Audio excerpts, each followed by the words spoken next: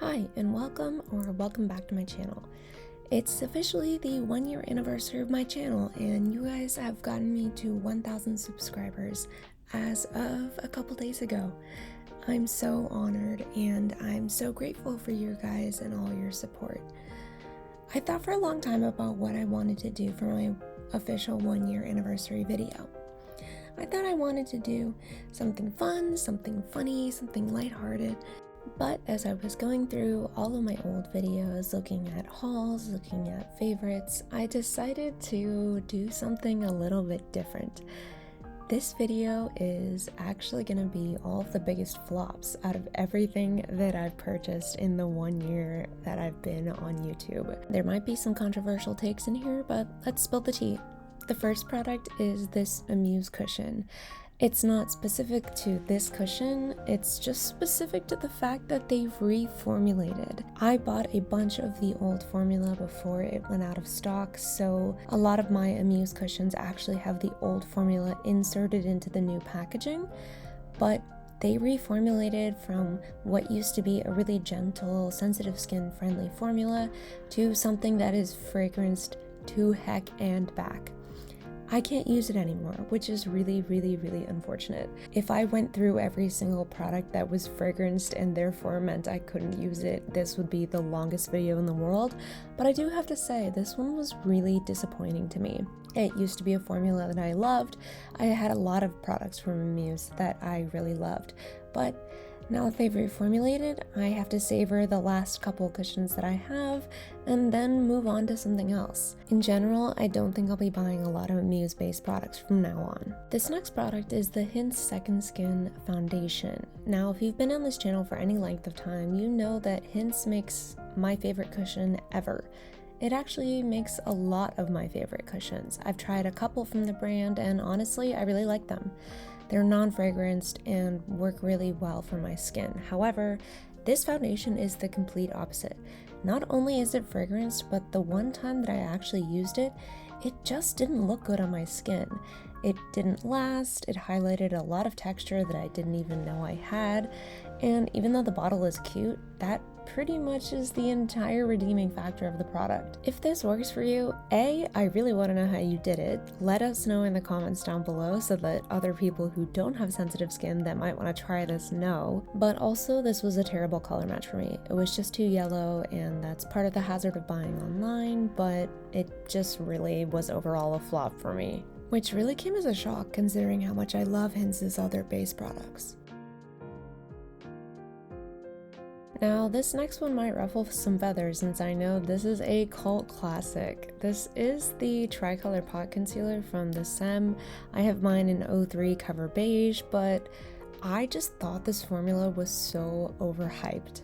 I bought this while I was in Korea, and in all fairness, I did try it in the winter, but A, it broke me out. B, I didn't think that this was the best cream formula. I definitely think I've tried better. The Daisy one that I love so much is my favorite, and this just looked super patchy on top of any other base product. For example, while I was in Korea, I was using my favorite Hint Second Skin Mesh Matte Cushion, and this just didn't blend with that at all.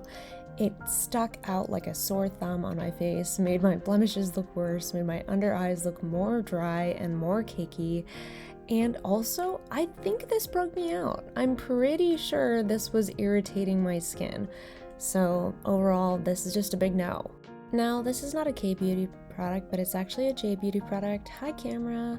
And this one is another cult classic in Japan, and if you know anything about J-beauty, then you probably have seen this. This is the Can Make Marshmallow Finish Powder, and I believe I have mine in the warm. There's 2 shades of this. I think I maybe should have gotten the cool shade, but regardless, I just don't think this formula is that good. It's pretty inexpensive, so I can see why people would be interested in it, but in my opinion, this formula is just way too thick and beefy. I don't mind a beefy powder if it makes my makeup last longer, but I don't really think this did. And as you can see from the back of my hand, as I'm trying to blend, I have to rub it in a lot in order to get it to blend in with my skin. It disturbs my base makeup when I'm trying to rub it in, And when you use a brush, you just get powder everywhere. So using a brush doesn't help the situation. Overall, I just can't get this to work for me, and it's another no. If you use this and you like it, tell me how you do it so that I can see if I can get this to work for me too. I still have this for now, but honestly, it might be headed for the declutter pile pretty soon. Now we have a product from Hera. Hera is a very high-end brand. Hi camera again. Sorry, this packaging is so reflective and so dirty, but this is supposed to be a lip and cheek balm, and I have mine in the shade 02. This is the shade that Jennie from Blackpink was repping for a while. Oh my god, there is a huge cat hair in mine. I am so sorry. Like I said, this is supposed to be a lip and cheek balm, and this is not one of those inexpensive little balm pot situations. This bad boy came in pricey, and as you can see, when I'm using it, it pretty much disappears. I was filming this in relatively hot weather, I would say. It wasn't insanely hot on this day, but it was still pretty warm in my bedroom, and it was just such a stiff texture that I could hardly get anything to come out. And if you're gonna use this as a cheek product, don't even bother, because there's so little pigment that you can't get it to show up.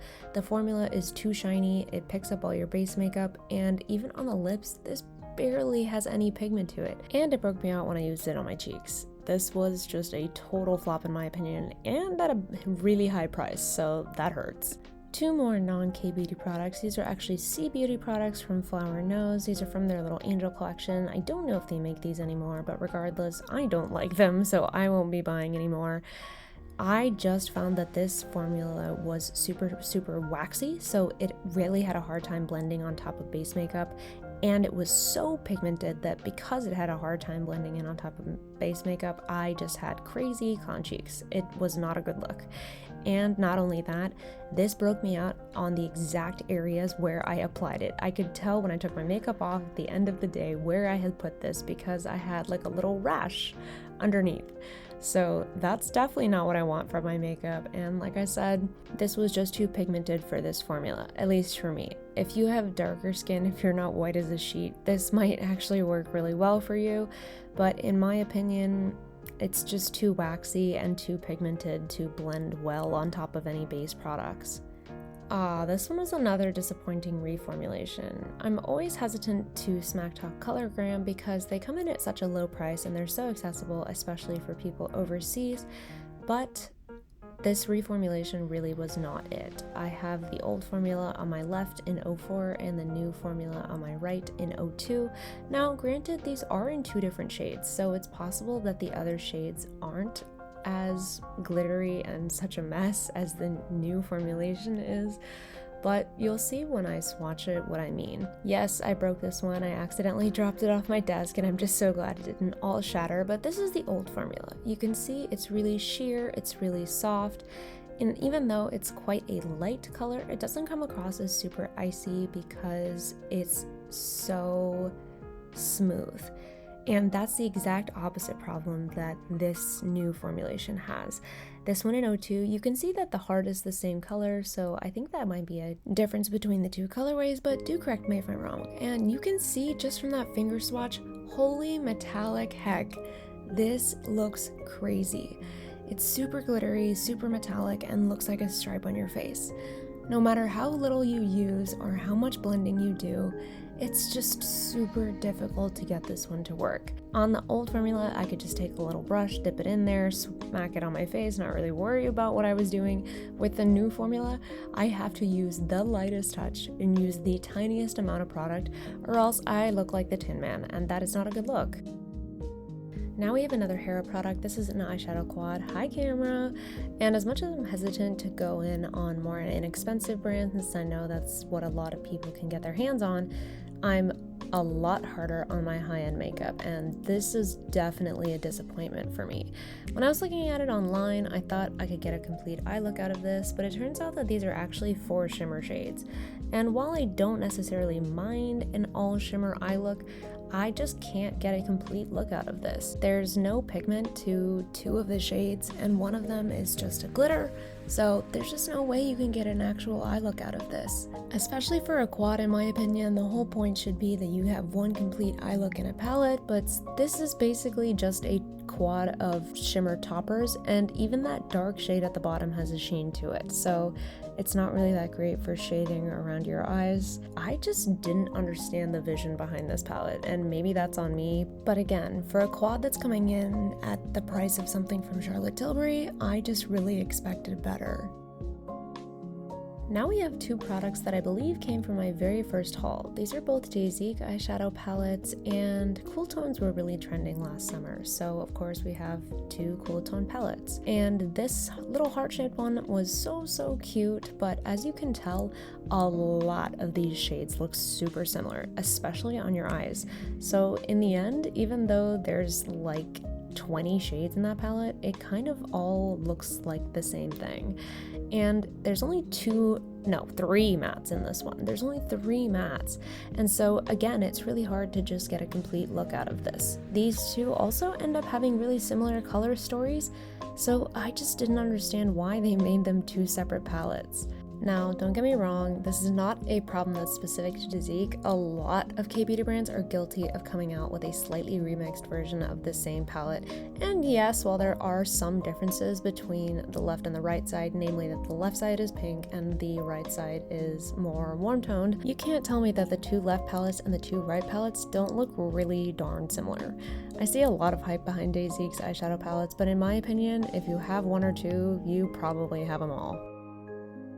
Now we have the AOU Glowy Tint Balm. This one was really feeling the hype train last summer, and I have mine in 07 Bubble Balm. You can't tell because it's white text on a light pink background, but you're just gonna have to trust me on this one. Now, this one I think is actually okay in the winter, but in the summer, this is a melty mess. I have to use this little brush because my nails are too long to get into the pot, but if I had to use my fingers while I was using this in warm weather regardless, I just wouldn't use it. It's too pigmented and too melty for the amount of pigment that it has. If it was a little bit of a stiffer balm in this pigment, I think it might be okay, but because the balm is so soft, it makes such a mess, especially on your face. You just get this balm everywhere, it starts to run outside your lip lines, and because it's so pigmented, it's super obvious. I also just don't want to imagine the amount of mess that this would make on your hands. You would have to have something like a Kleenex to wipe off your hands with so that you're not getting it on your phone or on your bag or on everything that you're touching. It's just too much for summertime. I think in the winter this is nice, but definitely stray away from the summer. And for me, that's just, I don't want my products to be that picky. Now, oddly enough, we have a potted balm that kind of has the opposite issue. This is the Fui Lip and Cheek Glow Jelly pot. I have mine in Cream Tea and Mellow Mango, and I don't know how to explain this formula. It's not at all like the matte pudding pots. It's kind of like a really stiff gelatin. I really just can't explain this texture to anyone that hasn't touched it before, but you can kind of see on camera. It's bouncy, not a lot of pigment picks up, and when you do actually put this on your lips, the colors look exactly the same. You would think from the packaging and the way that they look in the pot that you would get 2 very different colors, but they literally end up looking the same. You're gonna see in a second, it's actually crazy. And again, because this is so lightly pigmented and so liquidy, I guess, it just doesn't work as a cheek product. All of these products say lip and cheek, and in the end, I think most of them end up being lip balms, let's be honest. But yeah, whatever does end up getting picked up off of that weird stiff jelly formula just doesn't have enough pigment to actually show up as 2 different colors, so maybe that's a good thing. Maybe you can just buy one and consider it done, but I have one in theory cool tone shade and one in theory warm tone shade, but when you look at them next to each other, tell me that's not the same color. Am I crazy? Especially when I'm wearing them on the lips, which is, again, like I said, pretty much the only way that I wear them. I swear that these both look like the exact same color. Am I crazy? Look at that. I double layered both sides, and you can barely tell the difference between the 2. I'm literally having to point out which one is which so that you can tell. Yes, there is like a teeny tiny difference in undertone, but for two products that should in theory be completely different colors, I just don't get it. And I see a lot of people love these. I don't understand. Oh my gosh, I can already taste this product just by looking at it. I think we've smack talked this one before, so sorry to bring it up again, but this is the Clio Butter Balm pencil. I have mine in 04 Modern Art Beige, but it literally doesn't matter what color that I got this in because I would not recommend this under any circumstances. It's an interesting theory, like a gigantic lip liner, and you can see that the color is pretty nice and the pigment's definitely there. However, using this as an all-over lip product as it's designed to be, since it's such a chunky pencil, is a disaster. It literally tastes like pencil because you put it in a pencil sharpener to sharpen it. You're putting it in there with other pencil shavings, and therefore, when you put it on your mouth, it tastes like pencil. I cannot stand the taste of this, and therefore I never wear it. Also, there's no way I'm bringing a sharpener around in case I need to sharpen it. So that was the last product, and I guess that's it for me today. I just wanted to reiterate how grateful I am for all the support that I've gotten from you guys on the first year of my channel. I mostly do K-pop content on my shorts and makeup content in my long-form videos, so I don't know who's sticking around for what, but regardless, if you're sticking around, I really appreciate it. I hit 1,000 subscribers in 1 year. That's crazy. I literally couldn't have even imagined that. I don't know how to express this with my hands, so you can just see me doing a lot of gestures because I didn't know what to do, but I'm just so grateful for you guys and I really appreciate it, and I really want to keep making content in the next year, so stick around. Love you guys lots, and I hope that I see you again soon. Bye.